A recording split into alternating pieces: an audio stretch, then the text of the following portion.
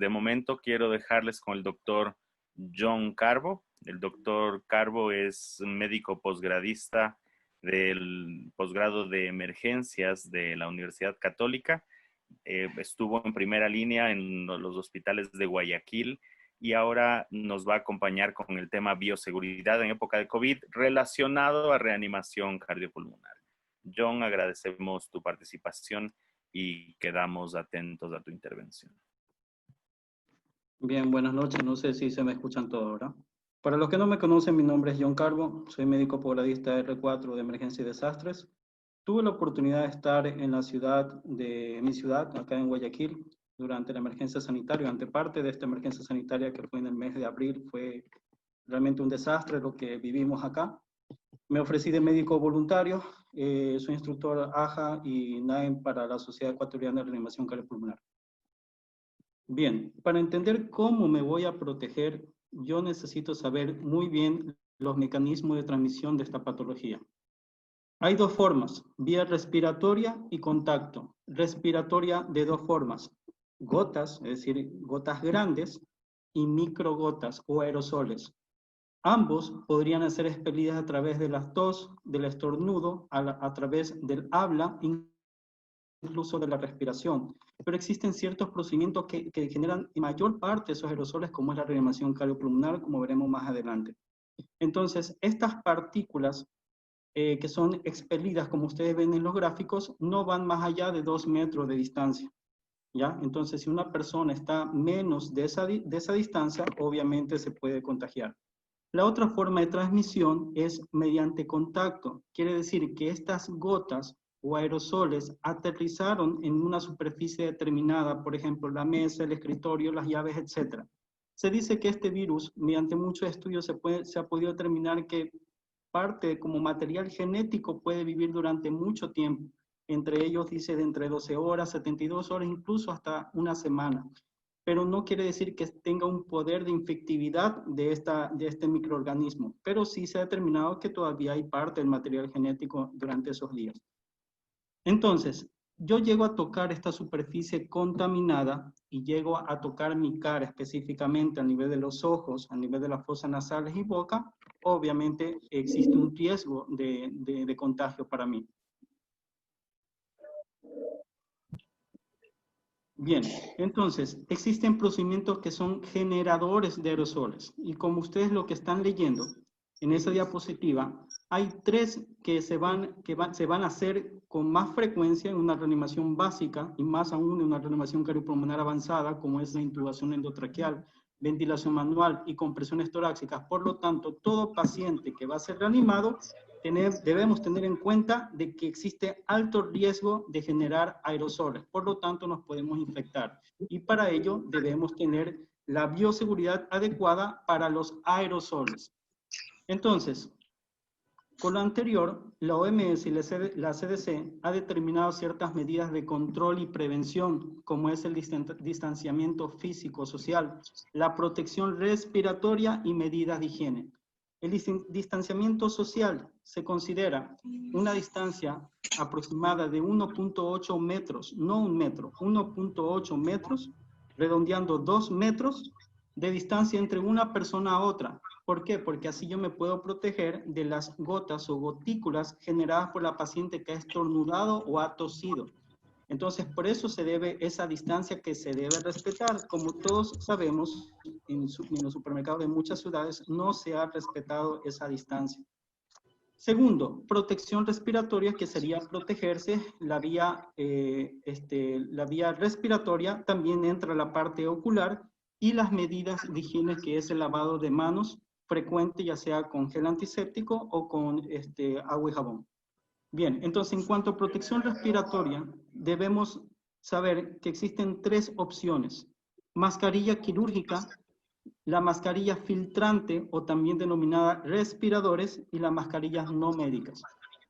Entonces, la mascarilla quirúrgica y el respirador o mascarilla filtrante, la diferencia es esta. Ambas pueden ser desechables. Ya vamos a ver más adelante que existen respiradores que no son desechables. Pero el ajuste va a ser holgado al nivel de la mascarilla quirúrgica, es decir, no me da un buen sello al momento de yo inspirar y al exhalar. En la mascarilla quirúrgica va a bloquear gotas o gotículas y tiene la principal función de evitar la transmisión desde dentro de la persona hacia afuera. No me protege, más bien yo protejo a la persona que se encuentre cerca mía de yo no contagiarlo a través de mis gotas o gotículas que yo genero al hablar, al respirar, al toser o estornudar. Respirador. ¿Qué es el respirador? También es un aparato desechable, puede ser desechable, pero sí puede ser reusado, ya veremos más adelante cómo puede ser reusado. El ajuste va a ser no holgado, sino ya más cercano al rostro y tiene una particularidad que es tiene una eficiente filtración de partículas aéreas. Por lo tanto, esto no solo me protege de dentro afuera, sino desde fuera hacia adentro. Y las mascarillas no médicas, lastimosamente, bajo el contexto de COVID, debemos tener en claro que existe una escasez de mascarillas quirúrgicas y respiradores. Entonces, para la comunidad, no se pronuncia oficialmente la CDC y la OMS, pero para la comunidad sí se podría considerar el uso de mascarillas no médicas, teniendo en cuenta determinadas características basado en el principio de precaución. Entonces, la mascarilla quirúrgica tradicionalmente utilizada por el personal de salud, más que para evitar contagiarme, es para evitar el contagio o una posible infección de una herida quirúrgica. Ejemplo, el cirujano va a hacer una apendicectomía. Él, con cada respiración o con cada tos, puede llegar a contaminar ese campo quirúrgico. Un emergenciólogo, un uciólogo va a colocar una vía central, debe utilizar esta mascarilla. Entonces, están diseñadas para evitar la diseminación de dentro hacia afuera. Y eso se da justamente al hablar, toser, estornudar, respirar. Y ojo, no brinda protección respiratoria. Entonces, un procedimiento generador de aerosol como es la reanimación cardiopulmonar, yo no voy a utilizar una mascarilla quirúrgica. Entonces, el tiempo de uso va a depender mucho del factor humedad. La humedad, recuerden que la generamos nosotros con cada transpiración, con cada respiración que nosotros hacemos.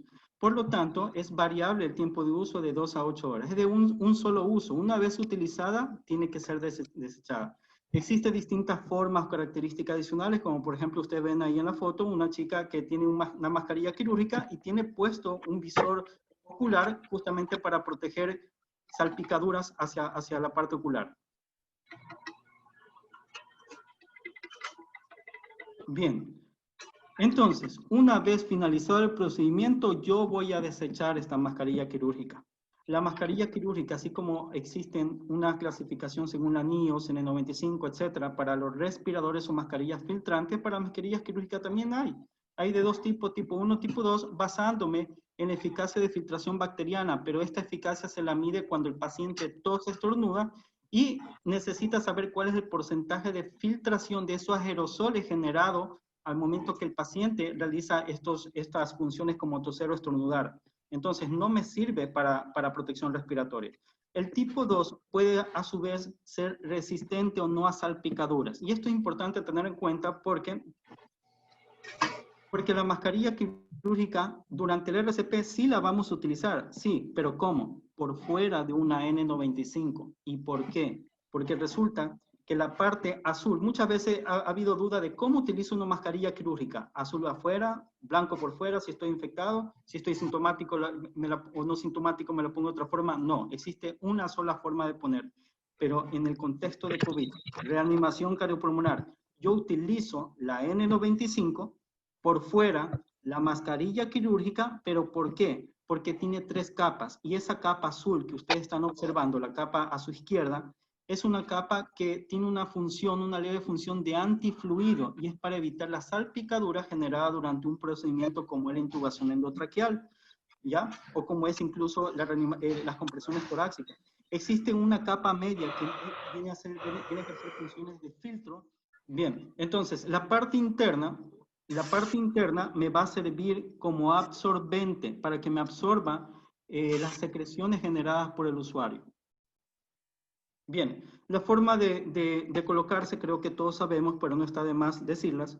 Siempre vamos a utilizarlo, vamos a agarrarlo de las colgaduras o de las cintas, pero no de la parte central de la mascarilla, siempre la parte azul hacia afuera. Luego vamos a darle forma al puente nasal, ¿ya? Para evitar en lo mayor posible que se me escape el aire a través del puente nasal. Y sobre todo, si yo tengo las gafas, se me van a nublar las gafas. Entonces, por eso es muy importante este paso. Y una vez utilizada la mascarilla, otra vez no voy a tocar la parte central de la misma y a través de las cintas yo me la retiro y la desecho. Entonces, esta mascarilla quirúrgica, en el contexto de reanimación cardiopulmonar, sí va a estar utilizada, pero por fuera del N95. Una vez terminada la guardia, esto lo desecho. Bien, ahora, ¿qué son las mascarillas filtrantes o respiradores? Van a filtrar el aire que yo respiro, es decir, me va a proteger tanto de dentro hacia afuera, pero más que todo está diseñado para protegerme de fuera hacia adentro. Tiene distintas capacidades filtradas, como veremos más adelante. Y ojo, ahí en el gráfico evidencian dos tipos de mascarillas filtrantes o respiradores. Una que no tiene válvula y otra que sí tiene válvula de exhalación. Hay que tener en cuenta esto. ¿Por qué? Yo lo he visto en los supermercados, lo he visto en cirujanos, lo he visto en muchos ámbitos en los cuales esto sí me protege de afuera hacia adentro, pero al tener una válvula de exhalación, y si yo soy portador asintomático, yo estaría transmitiendo la enfermedad con cada expiración que yo realizo. Entonces hay que tener mucho en cuenta eso de la válvula de exhalación. En caso es porque es la válvula que me dieron en el hospital, ustedes tendrán que utilizar una mascarilla quirúrgica por fuera, justamente para evitar contaminar un ambiente estéril o por evitar contagiar a una persona que realmente es sana y no está infectada de COVID. Bien, entonces, hay tipos de respiradores, de ellos desechables y no desechables. Los desechables, lo que todos conocemos como N95, hay distintas series, 8210, etc.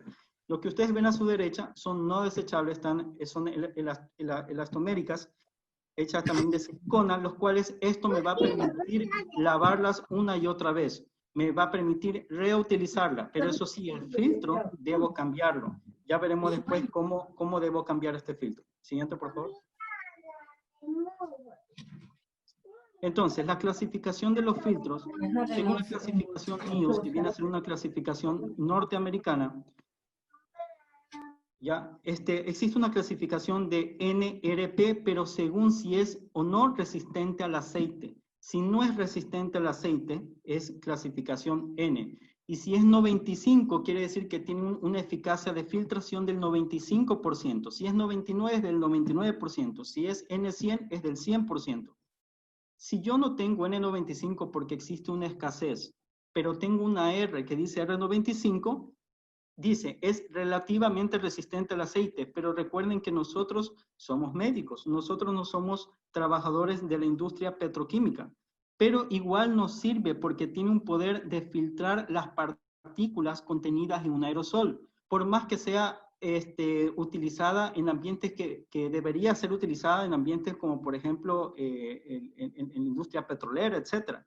Entonces, si yo tengo una R, o peor aún, si yo tengo una P, que significa muy resistente al aceite, también me va a servir, porque en sí va a filtrar, incluso de las P, hay P95 y hay P100, entonces me va a filtrar el 100% de las partículas virales, incluso me puede durar mucho más estos filtros debido a que yo estoy respirando aerosoles, pero no de aceite. Pero por lo tanto, esto es muy importante indicar porque si no tengo N95 y yo tengo una R o una P, en vista de la escasez que existe hoy en día, sí la puedo utilizar para protegerme. Bien, entonces, la clasificación de la máscara, existe una clasificación europea y estadounidense. La clasificación europea, según la Unión Europea, es la FFP1, que significa Filtering Face Piece, que sería una máscara filtrante, 1, 2 y 3. Es lo mismo que decir P1, P2, P3, es decir, es la eficacia de filtración mínima. Entonces, si ustedes ven en sus mascarillas que dicen FFP1, ustedes ya saben con este gráfico que va a tener un porcentaje de eficacia de filtración mínima del 78%. Por lo tanto, el FFP1 no me va a servir para la reanimación cardiopulmonar. Si yo utilizo una FFP2, podría considerar usarlo. ¿Por qué? Porque tiene un porcentaje del 92%.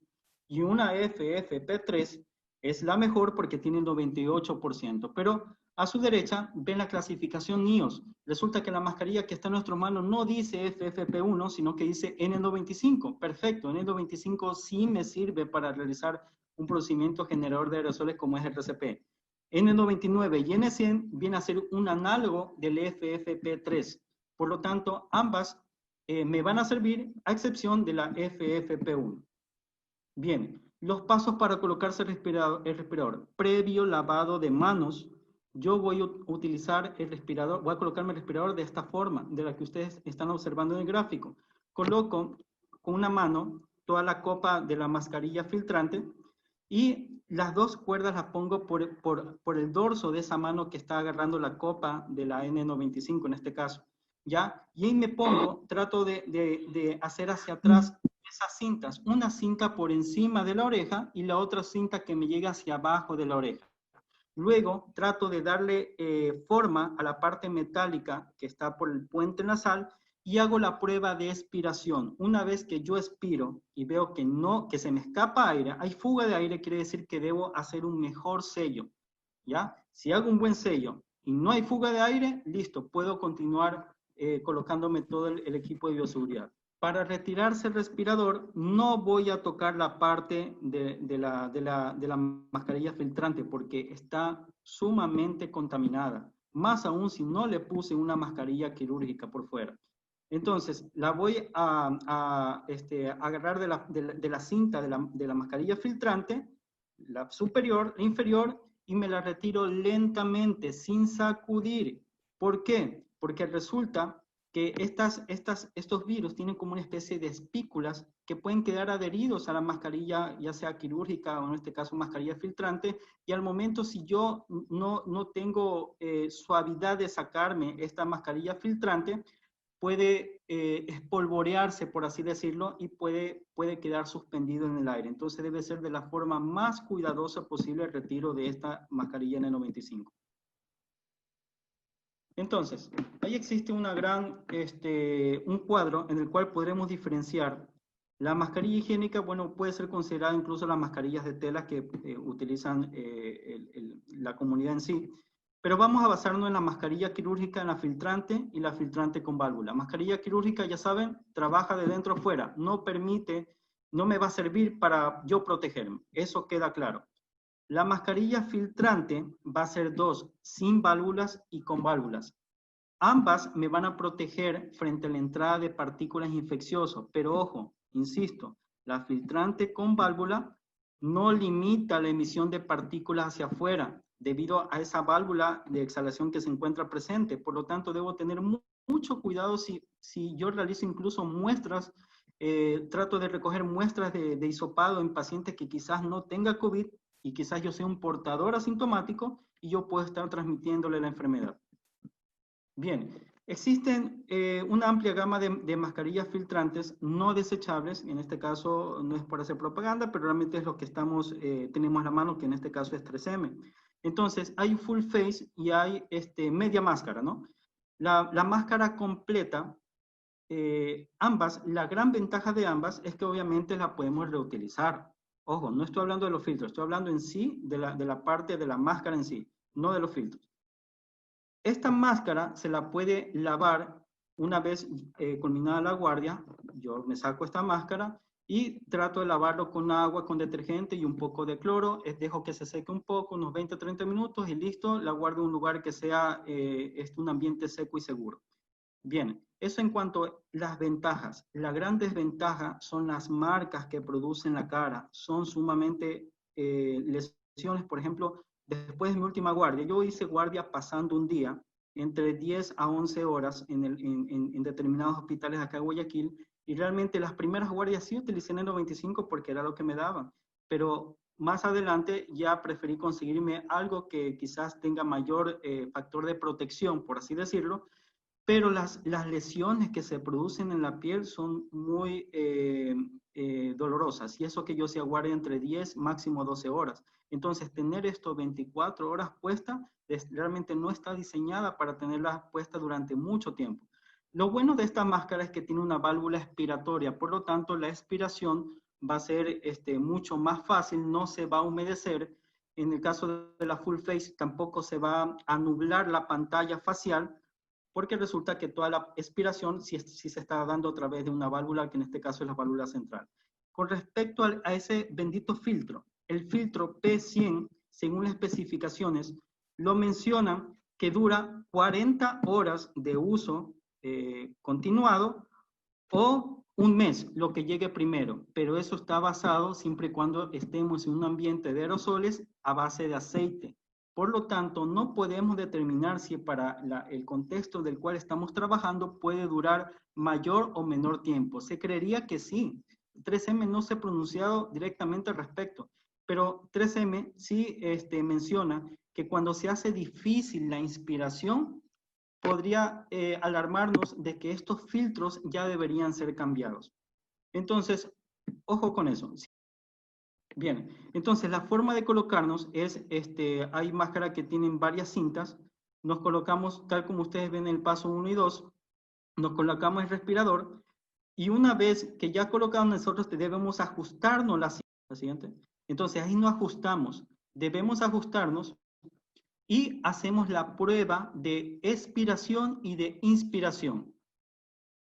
Entonces, la prueba de inspiración, perdón, la de expiración, yo tapo la parte central, o sea, cierro la válvula de exhalación y exhalo con fuerza. Si yo veo que se escapa, hay fuga de aire entre la máscara y la piel, quiere decir que en esa zona yo debo ajustar en mayor medida la correa de esta máscara. Ahora, hago la prueba con presión negativa, porque esta es la prueba de presión positiva con la expiración. Siguiente.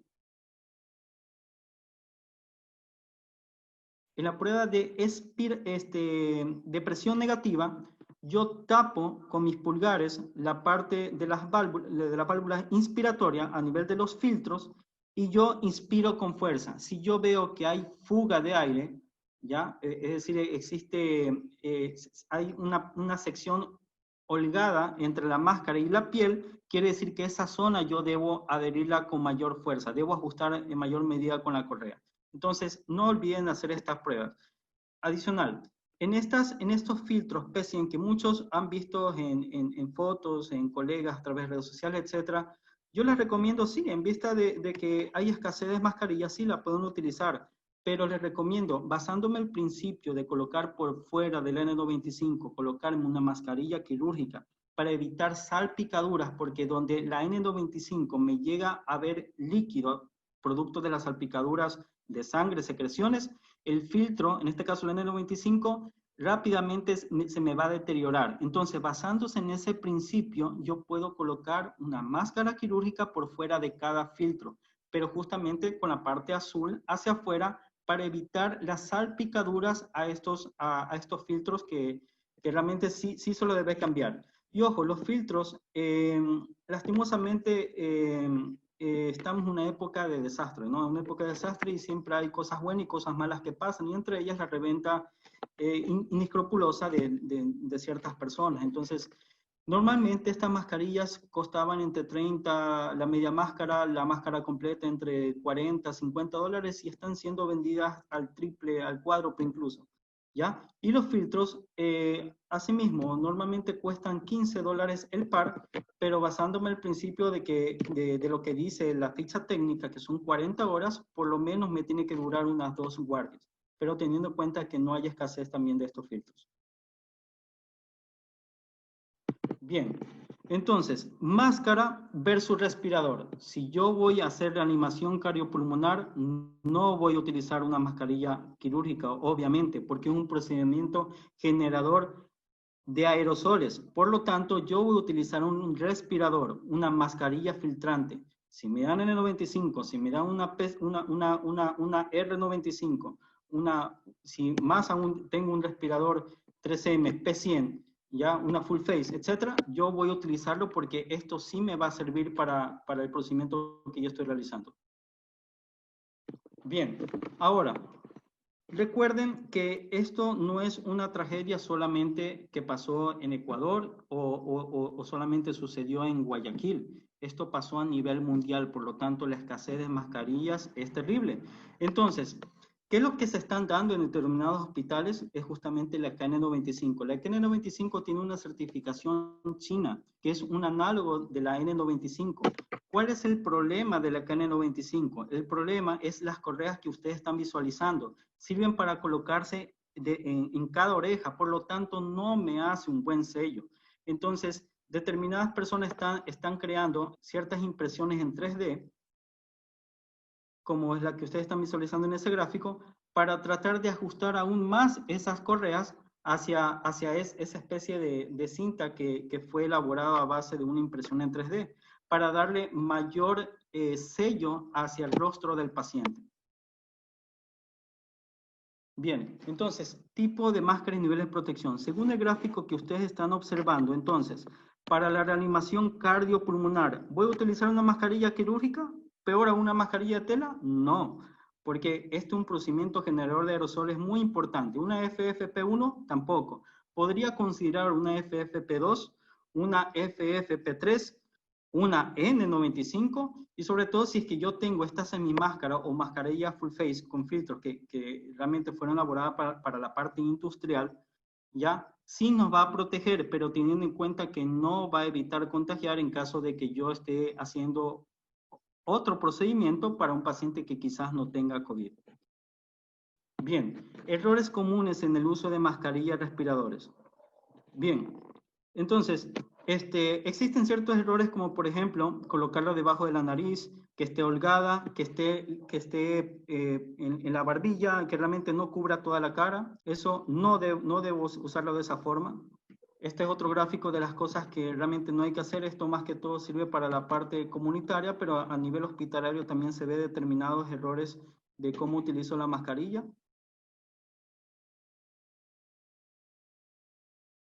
Esta es una foto en la cual existe un profesional de odontología, ¿ya? Que está protegido él o ella, etcétera, pero realmente es una protección muy buena. Pero si ese paciente no tiene COVID y ella es portadora asintomática o está en la fase previa a generar síntomas, ella puede transmitir la enfermedad producto de que no tiene algo que lo proteja al paciente. Entonces, en este caso se podría considerar por fuera colocarle una mascarilla quirúrgica para evitar que esa válvula de exhalación esté totalmente descubierta. Este es otro error frecuente. Por ejemplo, es una cirugía y se está utilizando una mascarilla, una media máscara con filtro P100. Insisto, tiene una válvula exhalatoria que no exime que el paciente le llegue a transmitir alguna enfermedad del quirúrgico hacia el paciente. Y otro error común es que utilizan las mascarillas quirúrgicas por dentro de la N95. Eso hace perder el sello de la N95. Yo aseguro el sello del N95 en la cara y posteriormente coloco una mascarilla quirúrgica por fuera. El lavado de manos. El uso de mascarillas no exime el lavado de manos, obviamente. Ya, creo que está de más recordarles 20 a 30 segundos si fuera gel antiséptico y entre 40 a 60 segundos si es que es con agua y jabón. Según la CDC y según la OMS, existen ciertos equipos de protección personal determinados si es que no se va a generar aerosoles y si es que se va a generar aerosoles. A ver, yo les comento. Acá en Guayaquil fue un desastre. Desastre de definición es cuando la capacidad resolutiva en un hospital realmente no se da más debido a los muchos pacientes que realmente recibíamos. Los pasillos eran muchos pacientes que estaban esperando por ser atendidos. Entonces, era un lugar en el cual de por sí ya era, a pesar de que no se le estaba haciendo alguna reanimación o algún procedimiento generador de aerosoles, no tenemos un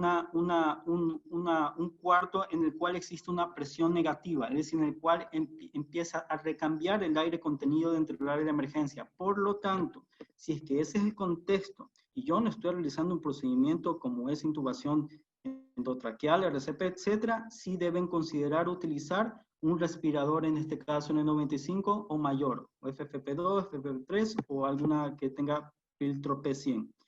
Para triaje, higiene de manos, mascarilla médica, etcétera, pero siempre y cuando se mantenga la distancia con el paciente y el paciente obviamente tenga su mascarilla quirúrgica puesta o alguna mascarilla de tela. Pero recuerden que a veces en triaje, a veces nos tocó acá que en triaje los pacientes colapsaban durante apenas estaba dando los datos para ser admitido Y obviamente el médico que se encontraba en el triaje tenía que cargarlo a este paciente. Por lo tanto, estas especificaciones que nos da organismos internacionales como la MSCDC, sí, hay que adaptarnos a la realidad. Y si yo realmente estoy en riesgo de contagiarme porque tengo que prácticamente ayudar a cargar a ese paciente que acaba de entrar en paro o va a entrar en paro cardíaco, yo necesito protegerme con una mascarilla filtrante, que en este caso es una 95 mayor. Bien, ese es un video en el cual se evidencia cómo se coloca el equipo de protección personal. Es muy importante de que sea un lugar que solo sea para vestuario. Es decir, no es un lugar en el cual cuando sea la hora del almuerzo o nos lleguen a donar gratis Pizza Hut, Burger King, etcétera, vamos a comer. Esa área solamente debe estar destinado para retirarse el equipo de protección personal y para colocárselo. Entonces, es muy importante que tenga su Tyvek, que en este caso va por fuera del equipo quirúrgico, ¿ya? Luego viene una bata estéril que también es desechable.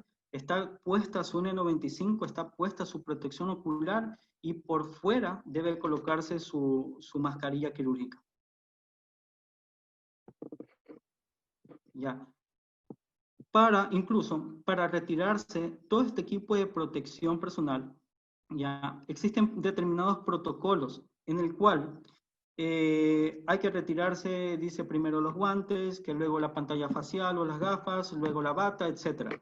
Pero resulta que hay que adaptarlo al medio donde nosotros nos desempeñamos. Si yo veo que no hay una cámara de presión con presión negativa, ya el riesgo es alto de que siga persistiendo los aerosoles. Yo con cada equipo de protección personal, es decir, me quito el gorro, me lavo las manos con gel antiséptico, con agua, jabón, etc. Me quito otra prenda y nuevamente me lavo las manos. La intención es disminuir al menor posible cantidad de la carga viral que está presente en ese equipo de protección personal. Entonces recuerde que ningún equipo de bioseguridad le va a dar certeza de 100% que no se va a contagiar. ¿Ya? El riesgo es importante, pero la intención con el equipo de personal de bioseguridad es disminuirlo lo mayor posible a cero si es posible, pero eso no va a ser así. Siempre ten en cuenta que existe un factor en el cual nosotros podemos infectarnos, pero la intención es disminuir el riesgo al máximo. Y esa es una frase, yo soy posgradista de Quito, realmente esa es una frase la cual me dio fuerzas para mí mismo, para venir acá a la ciudad, en una época en donde muchos no quisieron venir por determinados motivos, y entre ellos el miedo al COVID-19. Entonces con esta frase yo vine y gracias a eso pude salir adelante. El miedo al COVID se lo vence con ciencia y corazón. Ciencia para saber proteger a sí mismo y a sus seres queridos y corazón para luchar por la vida de los demás. Es una foto en la cual culminé una guardia en el hospital y es... Muchas gracias. Gracias a ti, John. Y en realidad aquí hay varias preguntas y creo que puede haber unos 2 comentarios, pero no quisiera demorar mucho porque esto solamente es como un recopilatorio de que es súper importante tener súper claro para que sepamos cómo va a tener que realizarse una reanimación cardiopulmonar basado en todo este contexto que estamos entregando en este momento. Una pregunta, John, en esto es, ¿qué opinas de los esparadrapos, másquines, duoderm y afines para pegarse en la cara y cuánto puede influenciar en el sello con respecto a la colocación del EPP? Ya, perfecto, muy buena pregunta. A ver, como experiencia personal, que es una de nivel de evidencia baja, pero no deja de ser de nivel de evidencia, yo empecé a colocarme justamente estos esparadrapos protectores a nivel del puente nasal, pero paradójicamente me causaba mayor daño, me salían granos a nivel de la nariz. Entonces realmente yo dejé de utilizarlo y utilizaba cuando me daban la N95, solamente la N95 y por fuera la quirúrgica. Entonces preferí no utilizarlo. Pero cuando yo me colocaba este esparadrapo, igual hay que hacer la prueba de expiración para ver si no hay fuga. Y las veces que me coloqué no hubo fuga al momento de expirar. Muy bien. Hay un comentario de Daniel Espinel. Por favor, Daniel, ayúdanos con tu... Ya, buenas noches, sí, con todos. John, excelente presentación, te agradezco mucho. Es en relación a un par de cosas que eventualmente creo que es importante puntualizar, ya que en efecto en relación a COVID-19 todo es nuevo. En realidad, creo que el exceso de uso de prendas de protección personal nos puede dar una falsa seguridad y nos puede hacer también cometer errores. Eso también se ha visto ya en evidencia. En el Hospital IES Quito Sur, donde coordino el servicio de emergencias pediátricas, estamos manejando también altos estándares de bioseguridad y pues solamente un par de preguntas para ti. La una, vi que en algunos momentos tú conversaste sobre la necesidad de uso de mascarilla quirúrgica sobre el N95. En efecto, tal vez para intentar aumentar el tiempo de uso del N95 para protegerle. Pero la evidencia ha demostrado también que esta capa que se genera podría también generar más humedad y dañarla el tiempo del N95. Al mismo tiempo, puede aumentar el riesgo de crecimiento de otros patógenos, no necesariamente COVID, y también por otro lado, los aerosoles generados son demasiado pequeños para que se filtren y se filtran fácilmente sobre la mascarilla quirúrgica, así que no le protegen mayormente al N95. Esos son algunos artículos que se han publicado, hay unos en Cochrane, algunos en otras publicaciones, y las recomendaciones, por ejemplo, de CDC y en otras partes del uso de un visor facial, un protector facial para evitar justamente que se contamine la N95. Entonces, yo quisiera que nos comentes sobre esto, ya que en este momento, dado que realmente están escaseando las mascarillas hasta quirúrgicas en nuestro medio, el pensar que cada uno de las personas o que van a ser respondedores usen una mascarilla N95 y una quirúrgica o dos quirúrgicas sobre los filtros de los protectores, de los otros tipos de protectores half face o full face, realmente harían que nosotros nos quedemos con poco o nada de los insumos que realmente están escaseando. Entonces, realmente quisiera que ya seas tú, John, Marco, el doctor Carrasco, nos comenten sobre la posibilidad en nuestro medio de optimizar y prevenir que se contamine el N95 para aumentar su uso, más bien con el uso de protectores faciales. Eso como una cosa, gracias por el espacio. Y la segunda recomendación sobre la colocación de implementos de bioseguridad sobre el donning y doffing de los EPPs. Es adecuado hacer un checklist, y esto es una recomendación general tal vez para todas las personas que nos escuchen, hacerlo como un protocolo como lo hacemos en nuestra institución, con un observador que logra visualizar cómo se coloca el personal de salud y se retira en especial con un checklist para evitar la contaminación. En efecto, John ha hecho un resumen muy bueno, pero creo que es importante que institucionalicemos un protocolo para disminuir el riesgo de contaminación a través de un checklist que está publicado en OMS, en las CDCs, y se puede conseguir en línea. Estas mis dos preguntas, John. Muchas gracias. Gracias, Marco. Ya, perfecto, muy bien. Eso es algo también que había que mencionar. A ver, el 3M es muy claro. Dice, para reducir la superficie, reducir la contaminación de la superficie del N95, podría utilizar una pantalla facial, ¿ya? Y eso justamente es para evitar salpicaduras, obviamente generadas por determinado procedimiento. Si yo estoy utilizando una mascarilla quirúrgica, va a depender mucho también en la ciudad que yo me encuentre. Pero, por ejemplo, miren, en Guayaquil el calor era terrible, yo acostumbrado ya al clima de Quito, y el factor humedad sí podrías tener razón en eso de que quizás la N95 se vaya a deteriorar más. Eso es una acotación muy importante. La otra, hay unas preguntas que dicen reutilización de la máscara. A ver, la N95, que yo le pude colocar la mascarilla quirúrgica, esa mascarilla N95 la protegí en una bolsa de papel, de esas como Manila, etcétera, para que transpire, y lo dejé en un ambiente seco.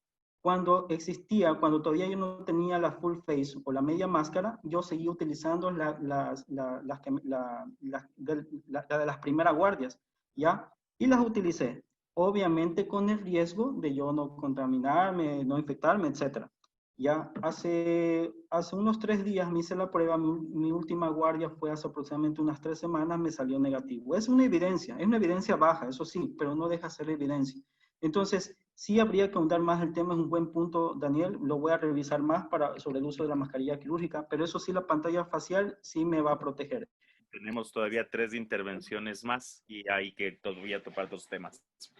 Quisiera hablar un poco algo que comenta acá la doctora Cristina Sánchez. Dice, los respiradores o máscaras half face o full face no se deben lavar con detergente y menos colocar cloro, ya que daña la pieza de silicona y causa irritación. Existe una indicación del fabricante para este tipo de respiradores. Es importante que la persona utilice la talla correcta de la máscara para realizar pruebas de sello. Hay un link en el chat que ustedes lo pueden acceder para ver el PDF de esto. Y Santiago Goyes complementa, dice, se le puede hacer este lavado con jabón neutro o desinfectante, no irritantes, los cuales ayudan a mantener el equipo limpio y sin daños, y luego con toallitas de alcohol. Y algunas recomendaciones más en todo. Roger Cornejo tiene levantada la mano, está abierto su micrófono. Roger, por favor, ayúdenos con su comentario o pregunta. Muy buenas noches. En primer lugar, agradeciéndole a todos los que organizan este webinar para todo el personal médico y personas afines que desean saber sobre el tema. Mi pregunta es, yo soy médico general, trabajo en el Hospital General de Chone, y en el hospital nos dan las mascarillas N95 de fabricación nacional. En primer lugar, no presentan un buen sello en la cara, alrededor de la cara. Y en segundo lugar, se siente como el aire pasa con mucha facilidad ya. Entonces, mi pregunta es, ¿hay algo estas mascarillas están avaladas, están verificadas que sí funcionan como, como medio de prevención para el contagio? Esa es mi pregunta. A ver, la única N95 son las certificadas NIOS a través de Norteamérica. O sea, a ver, no tiene una certificación N95, las nacionales. Que me digas KN95 tiene una certificación china, ya es muy distinto, pero no existen certificaciones N95 nacionales, no existe eso. Claro, esa era mi pregunta, No lo porque Yo no lo en los utilizaría para un hospitales procedimiento como es reanimación. están utilizando esas mascarillas y están dándolas como N95 y en realidad no, en Ecuador no hay una certificación N95 o algo que la certifique, entonces esa era mi duda. Muchas gracias. El N95 es una certificación internacional. Sí, eso es algo que hay que tomar muy en cuenta. Por favor, Isaac Jiménez, ayúdanos con tu comentario o pregunta, por favor. Muchas gracias. ¿Qué tal? Igual felicitando a todos los compañeros y a todos los presentes por querer saber y estar actualizados acerca del tema. Quería pedirte un favor, es pregunta y favor. ¿Podrías comentar acerca de algo que algunos participantes están preguntando en el chat, acerca de los mitos y verdades acerca del uso prolongado de estos equipos de protección, como es las mascarillas y la pseudohipoxia de la que muchos están hablando, y acerca de este tema? Gracias. A ver, 3M ha aclarado bajo un comunicado en el cual el CO2 generado dentro de la máscara, en este caso en el 95, que no tenga válvula de exhalación, no es dañino para la salud, ¿ya? Tampoco provoca hipoxia porque obviamente las moléculas de oxígeno quizás son de menor tamaño y por eso yo se inspiro oxígeno. Entonces, no tiene efectos importantes en la salud de la persona que lo usa. Realmente eso es el comunicado que dio 3M. Así es, hay varios comentarios más. Yo creo que uno de los comentarios más recurrentes dentro del chat es el tiempo de duración de los filtros. Especificar un poco, hablar un poco del tiempo de duración de los filtros. ¿Nos puedes ayudar con eso, por favor, John? Sí, del filtro P100, menciono otra vez, el filtro P100 tiene una duración de 40 horas de uso o un mes una vez que yo le he usado por, así sea por una hora. Es decir, lo que llegue primero. Esa es la especificación clara, pero para la parte industrial, es decir, bajo el contexto de estar sometido a aerosoles de aceites oleosas. No existe evidencia de que sea utilizado para el COVID. Ese es el problema. Pero tratando de que no se humedezca, tratando de que no haya salpicaduras, podría durar más. Y una de las especificaciones que menciona 3M es que al momento de inspirar, si yo no puedo respirar, podría cambiar el filtro, pero no es una información en la cual sea estándar para todo. Esto te va a durar 6 meses. No, pero es una opción ante la escasez de mascarillas que nosotros vamos a tener y hay que tratar de conseguirlas porque es prácticamente una inversión. De acuerdo, muy bien. Hay muchos otros temas que en realidad van a salir, pero quisiera ir avanzando. Sé que hay varias personas que tienen levantada la mano. Yo voy a dejarles la mano levantada para poder, por favor, hacer sus preguntas al final y seguir avanzando con los temas que tenemos hoy preparados con respecto a reanimación, porque recuerde que todo esto es en el contexto reanimación. Algo sencillo que sí se está preguntando es, ¿se pueden reesterilizar las máscaras N95? Hay algunas especificaciones con respecto a esterilización que nosotros también vamos a estar colgando en nuestras plataformas, en nuestras redes sociales para que ustedes puedan tener acceso sencillo. Voy a dar esas indicaciones precisamente al final de esta conferencia y para que puedan acceder también a información de esterilización y reesterilización de algunos de los equipos.